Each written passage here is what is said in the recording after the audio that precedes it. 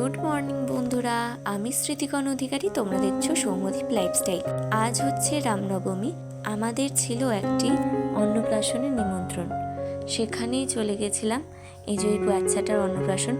গিয়ে একটু ঠান্ডা ঠান্ডা মকটেলে চুমুক দিলাম, তারপর চলে গেলাম সোজা মেন কোর্স খেতে। গিয়ে দেখি তখন একটা নতুন ব্যাচ বসেছে, যার জন্য আমাদের ওয়েট করতে হচ্ছিল।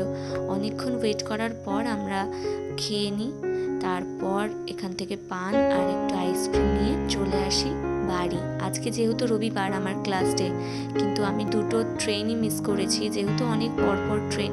তাই এই ট্রেনটা যেহেতু মিস করে ফেলেছি, তার জন্য আমাকে গাড়ি করে যেতে হয়েছিল।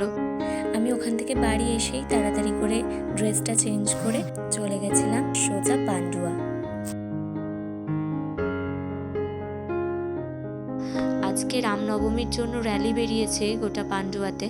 তো যাই হোক, এদিক ওদিক থেকে কোনো রকমে ক্লাসে পৌঁছালাম হেঁটে হেঁটে। তারপর গিয়ে ক্লাস করিয়ে চলে এলাম ট্রেনে করে বাড়ি।